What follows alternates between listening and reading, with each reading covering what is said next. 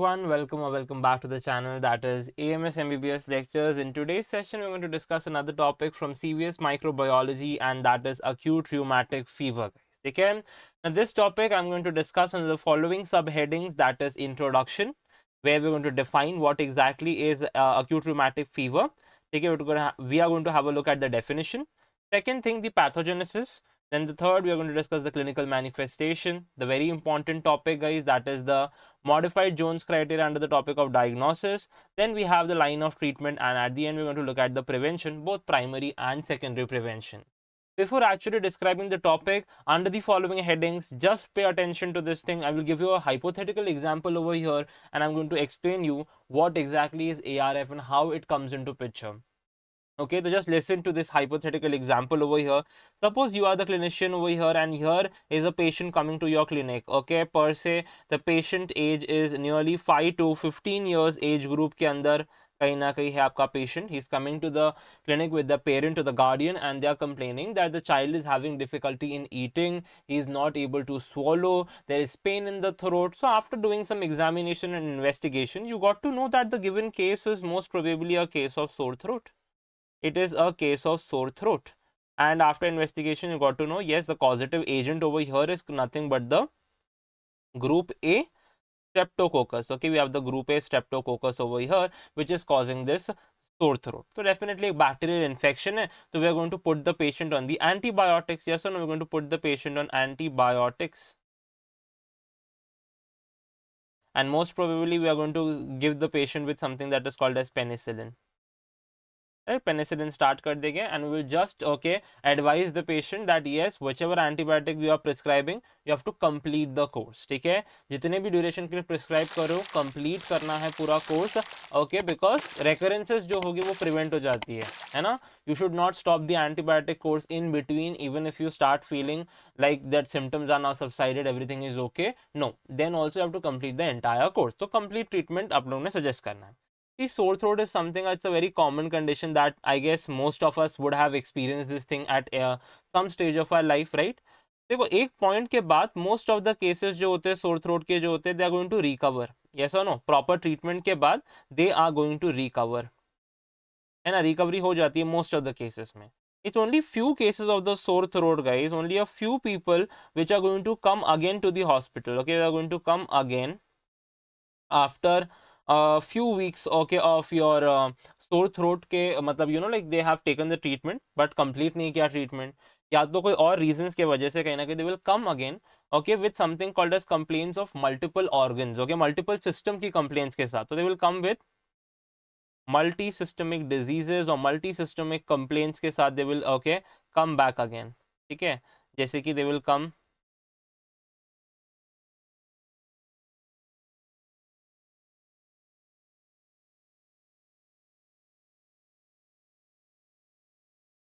with complaints of heart, joints, skin, etc. है ना. different systems कैसे कहीं ना कहीं they will come with different symptoms and complaints to the clinic again after a few weeks of developing a sore throat. Yes or no? This is what is we are going to label the case as acute rheumatic fever. Well, just for your clarity, guys, there is something called as a Jones criteria that we have to keep in mind before labeling the patient as ARF. But for the time being, just to give you an overview what exactly we are going to study, I'm just giving a hypothetical example that yes, initially एक sore throat का case होगा. After few days, after few days they will come again to the clinic. Only a few people after a couple of days they will come again with some multi-systemic complaints over here, like your heart के complaints हो गए, joints में pain हो रहा है, inflammation हो रहा है, skin के ऊपर rashes आ गई है, ऐसी सारी चीजें. तो okay, that is something that is going to direct us, or it is indicating yes, एक past history है sore throat का,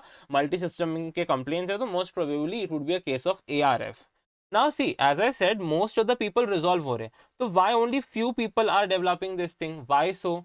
The first important thing, guys, ARF को develop होने के लिए there should be a very important thing. First of all, there should be a history of URTI, upper respiratory tract infection का एक history होना चाहिए in the recent past.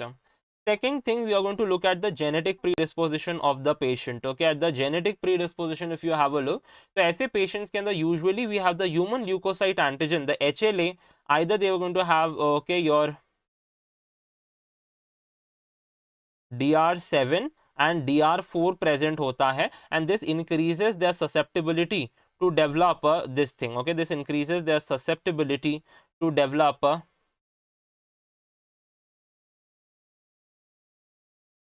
increases their susceptibility to develop ARF guys. ठीक है, the second ये point हो गया, and the third important reason कि why few people, and that this reason is going to explain why ARF develops guys, and that is called as the autoimmune theory. It is called the autoimmune theory. ठीक है, when I से auto immune theory guys, simple है, देखो, अरे देखो, एक sore throat का infection हुआ, बैक्टीरिया बॉडी में एंटर हुई है, would the immune system be keeping quite? The answer is no. Immune system will start developing the antibodies against it. Yes और नो? तो इम्यून सिस्टम जो होगा, it will start producing antibodies. किसके against antibodies बनाएगा? तो it is nothing but the group A streptococcus, जो हमारा bacterial antigen होता है ना, उसके against it will start producing antigens. Okay, it will going to start produce antibodies. Okay, तो बैक्टीरियल एंटीजन कौन सा है specifically? If I say it is the M protein guys, it is the M protein that is present inside the group A streptococcus का जो M protein होता है, उसके against immune system will produce antibodies. Now in us humans guys, this bacterial antigen, okay, is going to have a very close resemblance, okay, और it is going to have very similarities है with some of the human tissue antigens guys. ठीक है, it is going to resemble the human tissue antigen. Okay, human tissue antigen को resemble करता है. कहाँ कहाँ के एंटीजेंस? तो ऑन योर जॉइंट्स, ठीक है, जॉइंट्स हो गया, on your heart, on the skin, right, etcetera, ऐसे डिफरेंट डिफरेंट लोकेशंस के ऊपर it is going to resemble it guys. ठीक है, तो यहाँ पे रिजेंबलेंस है. Now the antibody gets confused over here. एक तो एक antibody, okay, is going to attack the bacterial antigen that is the M protein, उसके अगेंस्ट कहीं ना कहीं वो एक्ट कर रही है. यस और नो? बट साथ ही साथ this particular M protein of the bacteria is having a close resemblance with some of the human tissue antigens at different locations guys, like the joints, the skin, the heart, etc. This antibody is also going to cross react. Okay, antibodies जो होती है, they are going to cross react with the self antigen guys, and this is what is called as autoimmune response. Yes or no? When the immune system of the body, okay, is unable to differentiate between the self and the non-self antigen, the condition is called as autoimmune response. Yes or no? That is what is called autoimmunity. Now when I say there is resemblance between this two antigens guys, bacterial antigen is showing resemblance with the human antigen guys, this thing यहाँ पे एक mimicry हो रही है, they are going basically resembling, similarities है. So this phenomena of autoimmune theory is also referred to as your molecular mimicry. Molecular mimicry. Yes or no? And this, जैसे ये आपकी क्रॉस रिएक्शन होगा एंटीबॉडीज का with the self antigen, this is what is going to result into acute rheumatic fever. Are we clear with this whole story? But again याद रखना है, जो autoimmune phenomena होता है, it is seen only in few people, जहाँ पे कहीं ना कहीं उनका जेनेटिक प्रीडिस्पोजिशन ऐसा होना चाहिए, या तो फिर सोर थ्रोट हुआ था पास्ट में and they have not taken a complete antibiotic treatment, पूरा नहीं कंप्लीट किया था उन लोगों ने, राइट. ओनली फ्यू पीपल, उनके अंदर ये ऑटोइम्यून फिनोमेना देखने मिलता है, that will result into the main topic that is ARF. I hope this basic जो hypothetical examples I wanted to try to explain you the entire concept of ARF is clear. ठीक है, अगर ये slide clear है guys, आगे की चीजें is like becomes more easy for us to understand. Okay, so let's get started with the definition to this topic guys. When I define acute rheumatic fever, as already I said, it is a multi-system disease guys. ठीक है, जो अकर होता है in people who are having previously affected with the streptococcal group A sore throat, है ना, एक past history होनी चाहिए sore throat की, and after that they're going to result with multi-system diseases guys, that, and it is basically a result of autoimmune reaction, molecular mimicry, cross reaction, yes or no, with the self antigens. So that is what is called as acute rheumatic fever. I hope the definition is clear till here, right? The next thing, let's have a look over here, that is called the pathogenesis. When I say pathogenesis of this thing guys, ठीक है, obviously बात है, for your ARF to set in, the first foremost important thing that you require is a history of upper respiratory tract infection, है ना. Group A streptococcal का आपको एक infection होना चाहिए, पास्ट हिस्ट्री होनी चाहिए ग्रुप ए स्ट्रेप्टोकोकस का with M serotypes. M serotypes जैसे टेक्स्ट बुक में मेंशन किया है 1, 3, 5, 6, 14, 18, 19, 24, 27 एंड 29, राइट? ऐसे सारे सीरोटाइप्स के साथ एक पास्ट हिस्ट्री होनी चाहिए, रिसेंट पास्ट के अंदर आप लोग को एक अपर रेस्पिरेटरी ट्रैक्ट का इन्फेक्शन होना जरूरी है. Second important condition for the development of ARF is the presence of some genetic factors, जैसे कि HLA, human leukocyte antigen DR7 should be present, okay, as well as your DR4. In the very first slide I have let you all know that the presence of this following genetic predisposition will increase the susceptibility, okay, increases the susceptibility towards the development of ARF. Yes or no? And last phenomena मैंने आपको already explain किया. What is this autoimmune theory, guys? When I explain you the autoimmune theory, see guys, antibodies जो generate होती है हमारे streptococcal antigen के against, that is the M protein, they are going to cross react with the human tissue antigen at different locations, like your joints हो गया, heart हो गया, and it will result into different symptoms and different disorders in the body, guys. ठीक है? So that is what is referred to as the autoimmune theory. And यहाँ पे guys, since resemblance होता है cross reaction के, जैसे M protein and human tissue antigen के बीच में एक resemblance होता है, this phenomena is also referred to as molecular mimicry. Yes or no? It is also called as molecular mimicry. Clear till here? And when I say the age group की बात करें तो in the very starting मैंने बोला था patient आया था. What was the age group of that patient in the example that I've stated before? The answer is 5 to 15 years के age group में आप लोग को ज़्यादा देखने मिलता है. And there is no gender association, guys. ठीक है, there is no gender association in this disorder. दोनों में equally होगा इसका incidence. Clear? So that was all with respect to the pathogenesis of the ARF, guys. Take care. The third thing, let's have a look on the clinical manifestation. When I say clinical manifestation, so as I said, it's a multi-system disorder, guys. तो बहुत सारी चीज़ों का involvement यहाँ पे होने वाला है ना? जैसे कि we have the first thing over here is okay with respect to joints. ठीक है, पहला जो है that is with respect to joints, that is migrating polyarthritis. Second thing is all associated with your heart, guys, that is pancarditis. Third thing जो है हम लोग का that is subcutaneous nodule, is all associated with subcutaneous tissue, है ना? Subcutaneous tissue के साथ associated है.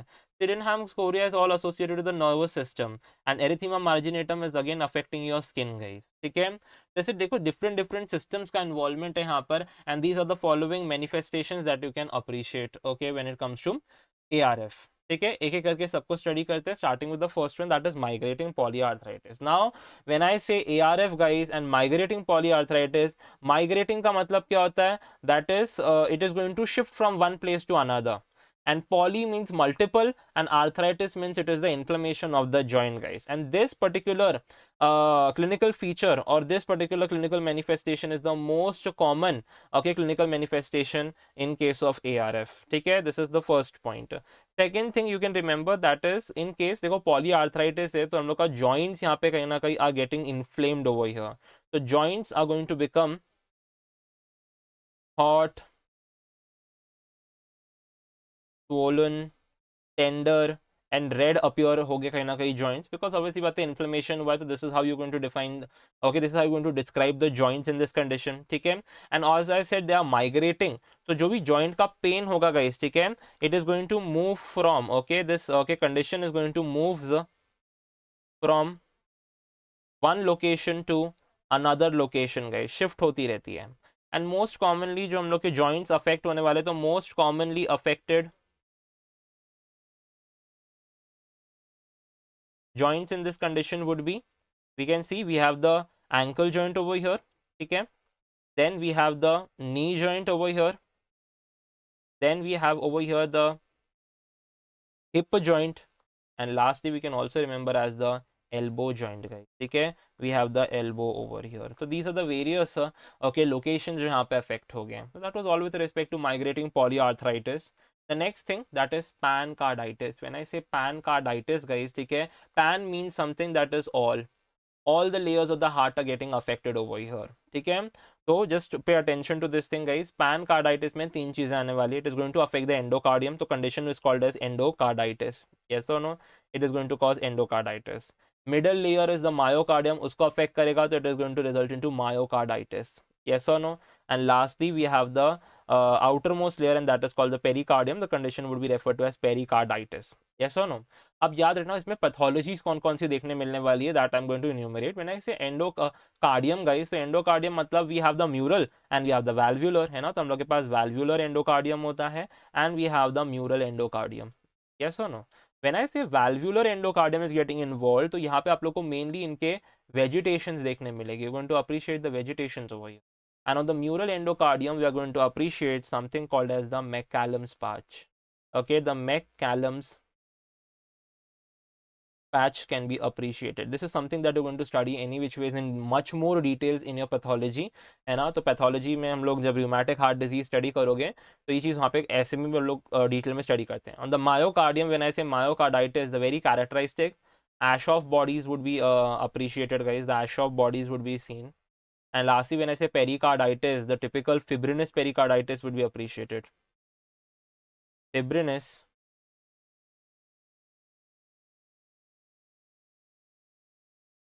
pericarditis, and this is okay just described as the typical bread and butter appearance, guys. Take the bread and butter pericarditis. Yes or no?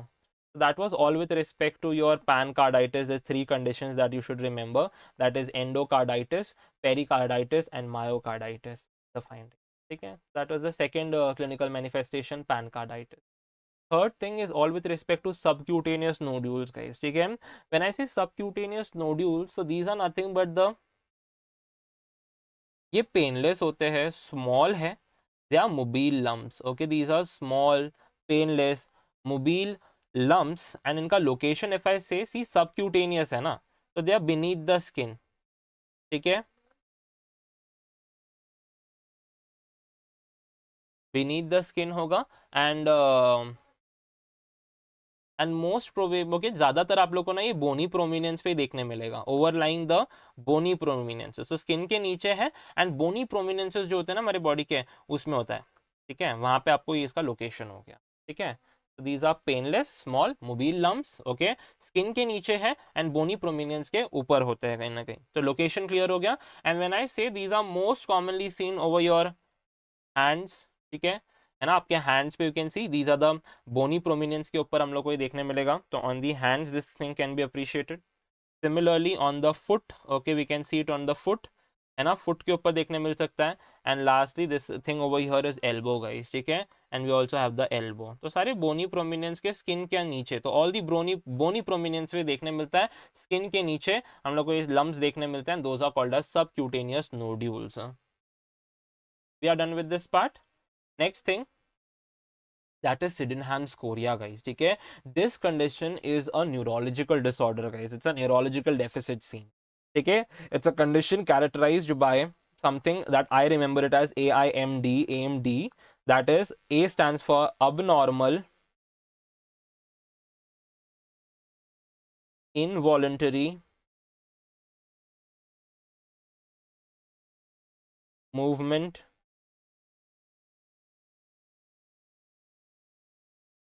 disorder। abnormal involuntary movement disorders होता है, and mostly it is affecting the two portion, guys, and that is your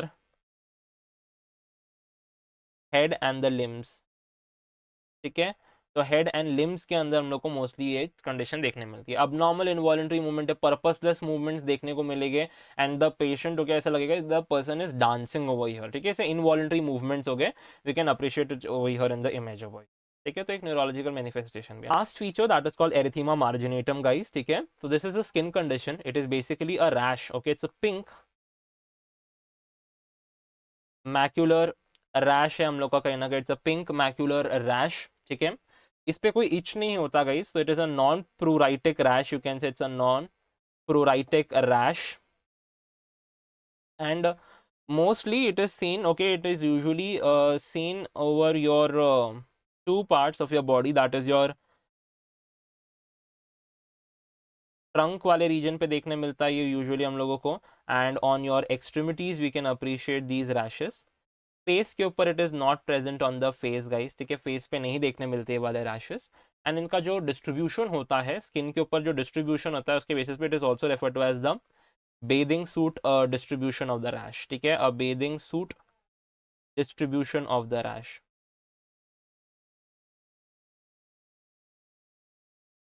ठीक है, so that was all with respect to the different clinical manifestations, the 5 clinical manifestations that I let you all know. Let's have a look on the very important topic, and that is the diagnosis of ARF, where we're going to study the modified Jones criteria or the revised Jones criteria. This is very very important, okay, to understand. Okay, so here are the again वही major criterias होते हैं, minor criterias होते हैं to remember. ठीक है, अब major criteria को याद करना is very simple. We have to just remember Jones over here. What do you mean by Jones? J से याद आएगा joint, and when I say joint मतलब we have the arthritis. Yes or no? ठीक guys, देखो दोनों criterias की जब मैं बात करूँ major and minor, both of them are divided as low risk population and high risk population. ठीक है ना, तो वो चीज तो है दोनों जगह पे कि low risk and high risk में डिवाइडेड है. बट मेजर क्राइटेरिया अभी सिर्फ मेजर क्राइटेरिया पे ध्यान देता है, उसको I will let you all know how to remember this part as well. ठीक है, देखो दोनों जगह पे बीट बी लो रिस्क और be it be high risk, both the side okay same चीजें ही मेंशन करनी है. Only there are one differences, only few differences that you have to remember over here in this case. ठीक है, तो first thing यहाँ पे मैंने बोला जे आपने याद किया, that is with respect to J आपको जॉइंट से याद आएगा, तो पहली कंडीशन वुड बी आर्थराइटिस. ठीक है, अब व्हेन आई से आर्थराइटिस तो लो रिस्क पॉपुलेशन के अंदर only poly arthritis can be seen, लेकिन हाई रिस्क पॉपुलेशन के अंदर you can appreciate either it can be mono arthritis, it can be poly arthritis. And साथ ही साथ इन्फ्लेमेशन, जॉइंट के इन्फ्लेमेशन के साथ साथ हाई रिस्क पॉपुलेशन में पेन भी देखने मिलता है, that is called poly arthralgia. It is called as poly arthralgia. Algia usually indicates क्या, पेन हो रहा है यहाँ पे, जॉइंट पेन. ठीक है, तो पहला जे हो गया हम लोग का. ओवर हियर ओ को just modify O as a heart guys. ठीक है, ओ को हार्ट की तरह याद रखना, and that would remind you of the carditis over here. ठीक है, अब देखो लो रिस्क हो हाई रिस्क हो दोनों जगह पे भी आप कार्डाइटिस, दैट इज क्लिनिकल हो सब क्लिनिकल हो, क्लिनिकल या subclinical carditis would be seen. You are done with the two major criteria, that is J से जॉइंट्स यानी कि आर्थराइटिस वाली होगी, एंड आपका सेकंड ओ से आप लोग को बेसिकली हार्ट का सिंबल याद रखना है वहां पे, एंड आपसे आपका कार्डाइटिस हो जाएगा. एंड दोनों जगह पे there is no difference in this thing, सिर्फ आर्थराइटिस वाले पॉइंट में लो रिस्क हाई रिस्क में आपने थोड़ा डिफरेंस याद रखा है. ठीक है, then comes n. N would remind you of nodules. Okay, n would remind you of something that is called as your nodules, that is the subcutaneous nodules. वो भी सेम एज इट इज दोनों जगह पे same ही copy करना है, nothing to be changed. ठीक है, E. E would remind you of erythema marginatum guys, erythema marginatum over here. And erythema marginatum if I say, तो ये स्किन वाली कंडीशन है जो रैशेस देखने मिलते हैं, अगेन दोनों जगह पे सेम एज इट इज लिखना है आपने, no change no difference. And lastly S would remind you of the Sydenham scoria guys, that would remind you of the Sydenham scoria. तो मेजर क्राइटेरिया याद करना है तो जोन्स को इलेबोरेट कर दो, you are done and dusted with the major criteria guys. ठीक है, तो that was all with respect to your Jones criteria.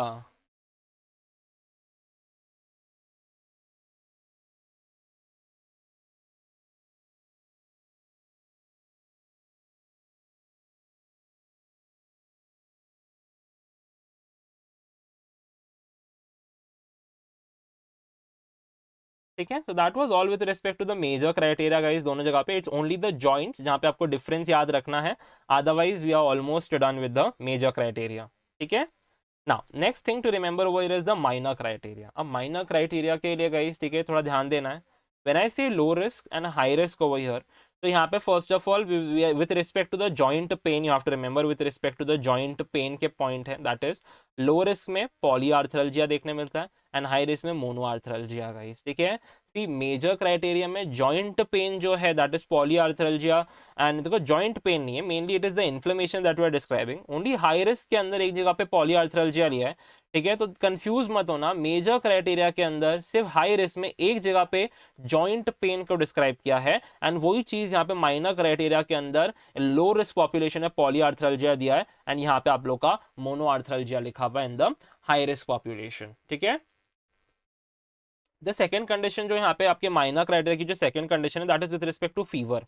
ठीक है, तो लो रिस्क के अंदर it is more than 38.5 degree Celsius, and high risk में it is only more than equal to 38.0 degree Celsius. तो यहाँ पे 38.5 डिग्री सेल्सियस है एंड यहाँ पे 38.0 डिग्री सेल्सियस है.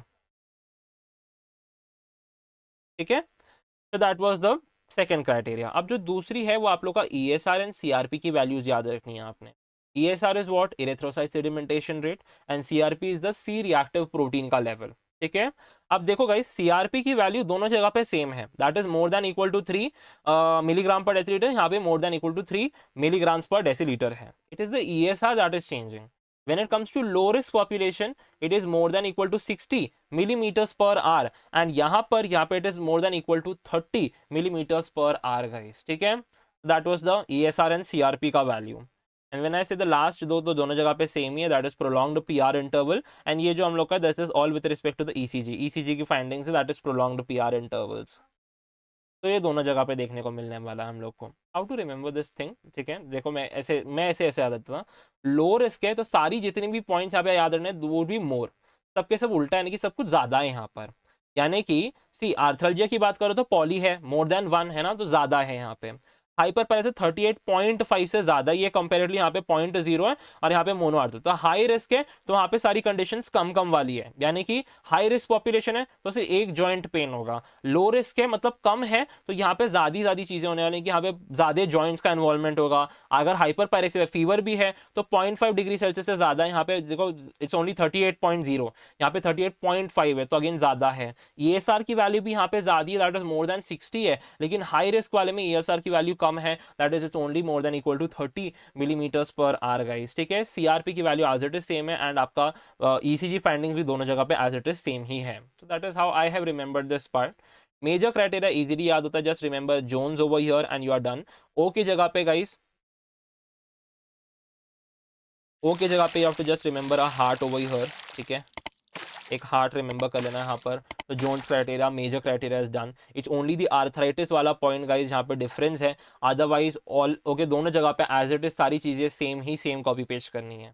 ठीक है, माइनर क्राइटेरिया के अंदर स्टार्टिंग के 3 जो फैक्टर्स है गाइस उनमें चेंजेस है यहाँ पर. ठीक है, लेकिन लास्ट के 2 factors it is as it is the same only.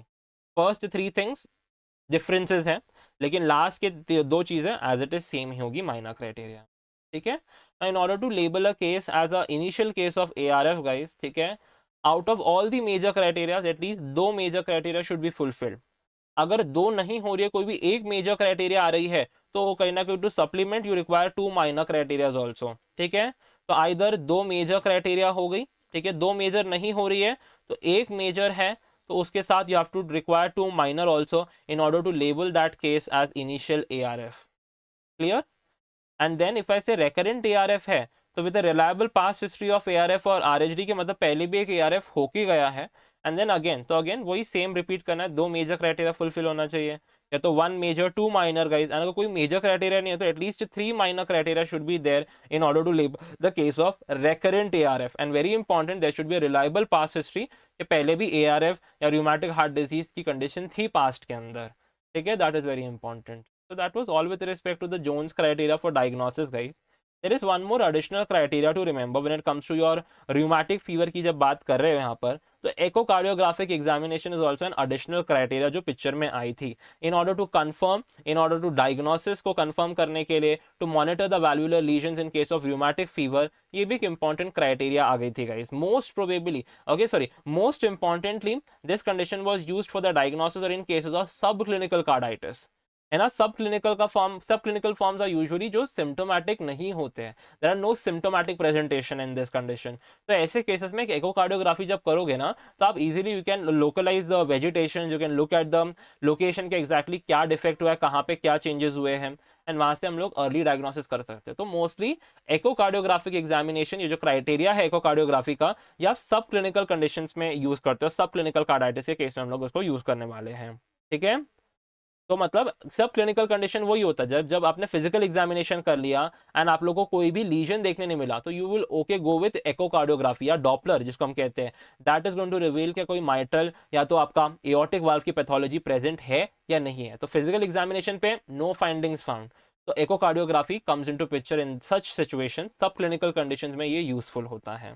ठीक है, एंड ये क्राइटेरिया डेवलप किया गया था AHA, अमेरिकन हार्ट एसोसिएशन 2012 में इन्होंने इसको डिफाइन किया था फॉर 2 इंपॉर्टेंट थिंग्स गाइस. पहला with respect to the pathological mitral regurgitation, and the second criteria was with respect to the aortic regurgitation. ठीक है, तो 4 क्राइटेरिया, दोनों जगह पे 4 क्राइटेरियाज है. ठीक है, दोनों जगह पे सिमिलैरिटीज ऑलमोस्ट सेम ही चीजें हैं. ठीक है, पहला पॉइंट दोनों जगह पे सेम ही है, that they should be visible in at least 2 projections. Okay, visible at least in 2 projection में विजिबिलिटी होनी चाहिए दोनों जगह पे, बीट भी माइट्रल बीट भी एओर्टिक. ठीक है, अब second, third and fourth guys we have to talk about regurgitation के 3 important components, that is the jet length, the peak velocity, and whether it is pan-systolic or whether it is pan-diastolic. So when I say aortic, guys, it is the pan-diastolic wala criteria, and when I describe mitral condition, it is pan-systolic. Clear? Now, when I say regurgitation jet length, so यहाँ पे it is more than equal to 2 centimeter at least in one projection, whereas when it comes to aortic wala condition, here the regurgitation jet length is more than equal to 1 centimeter at least in one projection. And when I say the peak velocity, तो यहाँ पे भी वही more than 3 meters per second है, यहाँ पे भी peak velocity is more than 3%, okay, 3 meters per second I mean to say, ठीक है. तो अगर आप दोनों जगह पे देखोगे तो it is only the second condition and the fourth condition यहाँ पे चेंजेस हो रहे हैं, दैट इज जेट लेंथ यहाँ पे मोर देन 2 सेंटीमीटर है, यहाँ पे मोर देन 1 सेंटीमीटर की जेट लेंथ है, एंड लास्ट में यहाँ पे पैन सिस्टोलिक है, यहाँ पे पैन डायास्टोलिक है गाइस, ठीक है. That is the second and the fourth condition जहाँ पे आपको चेंजेस देखने मिलेंगे. First and third condition as it is same, copy paste कर सकते हो दोनों जगह पे, no changes in that thing. That is just an additional information. This snippet is something taken from your Parks, guys, ठीक है. के पार्क्स, ओके, और कम्युनिटी मेडिसिन की जो टेक्स्ट बुक है उसके अंदर से मैंने इसको स्निपेट लिया 27th एडिशन से, तो वहाँ पे ये मेंशन किया गया था, ठीक है. So that was all with respect to the diagnosis, guys. The next thing that we're going to look is the treatment part, ठीक है. देखो acute rheumatic fever का केस है ना. How you're going to treat this condition? What would be the drug of choice? Already मैंने बताया था, ठीक है. That is the drug of choice would be penicillin. You going to start with the beta lactams, ठीक है. Penicillin देना है हमने यहाँ पे पेशेंट को, है ना. अब पेनिसिलिन को हम लोग दो रूट्स के थ्रू दे सकते हैं. Either you can prescribe penicillin orally, guys, ठीक है, ओरली दे सकते हो, या तो we can go with intramuscular route, parenteral route के थ्रू भी जा सकते हैं, ठीक है. अगर ओरली दे रहे हो हम लोग यहाँ पे, तो we can okay go with drugs like penicillin V, ठीक है, और we can give drugs like amoxicillin, है ना. अमॉक्सिसिलिन भी दे सकते हैं पेशेंट को, यस और नो. अगर इंट्रामस्कुलरली जाना है तो we can give drugs like that is benzathine, penicillin G, okay, benzathine, penicillin G can be given, ठीक है. अब ये जो ओरली दे रहे हो तो ये यूजुअली आप 10 डेज के ड्यूरेशन पे दे सकते हो, लेकिन intramuscularly if you are giving a injection, guys, ठीक है, तो it is given stat, okay, एक साथ at that point itself you are given. एंड हाँ, मैं डोज लिखना भूल गया, that is nearly 1.2 million units, okay, 1.2 million units हम लोग इसका देते हैं stat intramuscularly. Clear. Supportive treatment ये, जैसे कि अगर मैं एग्जांपल दूँ, जैसे कि आपका एस्पिरिन हो गया वगैरह, है ना, ऐसे सपोर्टिव ट्रीटमेंट आप दे सकते हो, है ना, दूसरे सिम्टम्स को सबसाइड करने के लिए. Okay, it is mainly given for conditions like arthritis, arthralgia, है ना, जॉइंट इन्फ्लेमेशन हो गया, जॉइंट पेन हो गया, देन योर ऑब्वियस सी बात है फीवर को कहीं ना कहीं come down to basically reduce your fever, and for all these conditions we are giving the supportive treatment like aspirin is prescribed. That was all with respect to the treatment. It's mainly the penicillin that you have to remember, दो routes orally या तो intramuscular, accordingly drug and उसका duration याद रखना. And supportive treatment में example aspirin का दे करके you can mention these conditions like arthritis, यानी कि joint inflammation, joint pain, fever, इसको कहीं ना कहीं control करने के लिए we can give supportive treatment as well, ठीक है. That was all with respect to the treatment, guys. The last thing that is called prevention. When I say prevention, prevention को भी दो पार्ट में डिवाइड किया गया है, as primary prevention and as secondary prevention, ठीक है. When I say primary prevention, guys, it's very simple that अगर आपके पास पेशेंट आता है sore throat का, तो you have to make sure that उसका ट्रीटमेंट पूरी तरीके से हो. So that is the first thing, that a timely and a complete treatment of a group A streptococcal sore throat within 9 days of onset with antibiotics, okay, is very useful in preventing almost all the cases of ARF, guys. तो एक complete और समय से treatment करवाना sore throat का is very very important. It is going to prevent the development of ARF, guys. Clear. That was all with respect to your primary prevention. When I describe something called as secondary prevention, ठीक है, तो secondary prevention में only one term if I want to describe it is a long term penicillin prophylaxis देना. Prophylactic approach use करी जाती है for secondary prevention, guys. And for prophylaxis, guys, penicillin use कर रहे हो, तो which penicillin you are going to use, तो we are going to usually give an intramuscular dose of same drug जो हमने ट्रीटमेंट में दिया था, that is benzathine, penicillin G is something that is given, that is the drug of choice, guys, ठीक है. and this is something that is prescribed every 4 weeks हम लोग इसको देते हैं, यानी कि मंथली है ये, every 4 weeks okay 1 dose intramuscular देना है आपने, ड्रग ऑफ चॉइस इसका यही है, that is benzathine penicillin G. Every 4 weeks में आपने इसका इंजेक्शन लेना है ओके, जिसमें जहाँ पे इंडिकेटेड है, जिन पेशेंट्स में ये प्रोफाइलैक्सिस इंडिकेटेड है उनमें देना है, ठीक है। The main aim is to prevent recurrences guys, ठीक है। ये जो प्रिवेंशन कर रहे हो आप लोग, ये मेनली है कि आपका ARF कहीं ना कहीं प्रिवेंट हो जाए, उसके अकरेंस कहीं ना कहीं कम हो जाए, उसका रेकरेंस कम हो जाए, उसके लिए वी आर डूइंग दिस ना। In case guys alternative drug कब दोगे, जब पेनिसिलिन से एलर्जी होगी, patient is allergic to penicillin, तो पेनिसिलिन एलर्जी जब होती है तो ऐसे केस में we can give erythromycin, okay, we can give erythromycin, है ना। तो that's an alternative drug in this situation, erythromycin, clear. अब बात आती है ड्यूरेशन की गाइस, कि ये जो प्रोफाइलैक्सिस हम लोग दे रहे हैं कितने समय तक के लिए देना है, what is the duration till, कितने समय तक देना है इसको, ठीक है। तो for that it is completely depending upon the underlying carditis, यानी कि अगर ARF का पेशेंट तो है, तीनों जगह पे there is a patient with ARF, उसी को देंगे हम लोग ये प्रोफाइलैक्सिस, यस और नो। लेकिन अगर ARF का पेशेंट है ना, उसको कोई कार्डाइटिस नहीं है, मतलब हार्ट का इन्वॉल्वमेंट नहीं है, तो ऐसे सिचुएशन में आइदर आप उसको 5 ईयर्स तक के लिए दे सकते हो फ्रॉम द लास्ट अटैक, या तो you can give till 21 years of age तक आप दे सकते हो, whichever is longer. Second condition है कि भाई ARF है, ठीक है, कार्डाइटिस यानी कि हार्ट का इन्वॉल्वमेंट है, लेकिन देर इज नो वैल्वुलर डिजीज, कोई भी वैल्वुलर डिफेक्ट या डिजीज नहीं है, तो ऐसे सिचुएशन में we can give it up till 10 years तक दे सकते हो आफ्टर द लास्ट अटैक, या तो 21 ईयर्स ऑफ एज तक दे सकते हो, whichever is longer. Last condition है कि ARF है, कार्डाइटिस भी है, एंड यहाँ पे एक वैल्वुलर डिफेक्ट भी प्रेजेंट है, तो ऐसे सिचुएशन में either we can give it for 10 years after the last attack, 10 साल तक दे सकते हो, या तो up till 40 years you can prescribe that situation. And lastly कभी कभी आप लोग ना लाइफ लॉन्ग, मतलब लाइफ लॉन्ग भी दे सकते हैं इसको, ठीक है। Whichever is longer is something that is repeated everywhere, ठीक है। Let me explain you this condition. First criteria रहता है कि सपोज हमारे पास एक पेशेंट आया है, वो रेकरेंट ARF का पेशेंट है, ठीक है। We are having a patient and he is lying under, okay, he is falling under this category, he is okay a patient of recurrent ARF का पेशेंट है ना। एंड उसका एज मैं बोल रहा हूँ यहाँ पर, उसका एज है 10 ईयर्स, ठीक है। एंड कोई कार्डाइटिस नहीं है गाइज उसको, तो डेफिनेटली वो प्रोफाइलैक्सिस भी something that we going to prescribe कि भाई आप प्रोफाइलैक्सिस स्टार्ट कर लो। 10 साल का एज है गाइज, तो out of the two which one you are going to prescribe, 5 साल तक दोगे या फिर 21 years, definitely we are going to prescribe till 21 years तक आपने प्रोफाइलैक्सिस लेनी है, बिकॉज ड्यूरेशन बहुत ज़्यादा है। 5 साल तक दोगे मतलब से 15 ईयर्स तक वो ले रहा है, no, we will give till 21 years. इसी केस के अंदर मैं दूसरा एग्जांपल लेता हूँ, suppose the patient is coming age of 18 years, तो अब इस सिचुएशन में are you going to give till 21 years, the answer is no, we are going to give him till next 5 years तक देंगे हम लोग इसमें, क्लियर। तो डिपेंड करता है कौन सी एज है एंड उसके हिसाब से अब कौन सा ड्यूरेशन ज़्यादा होगा, that is what is going to prescribe the patient with, clear.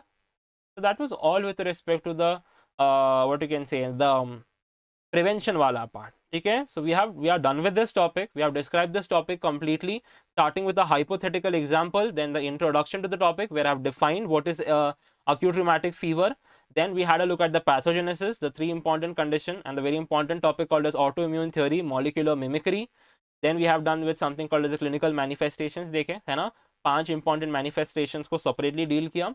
Then the very important topic that is modified Jones criteria, again major criteria and the minor criteria is something that we all covered. Followed by that we had a look on the treatment line, and lastly prevention, both primary and secondary prevention हमने cover up किया। That was all with respect to ARF. So that is it for this session. Thank you so much for listening to my session. If you found this content useful, then do like, share and subscribe to my channel. That is your AMS MBBS lectures. See you on the next one. If you have any questions or queries, comment down. I'm there to answer it. Bye bye.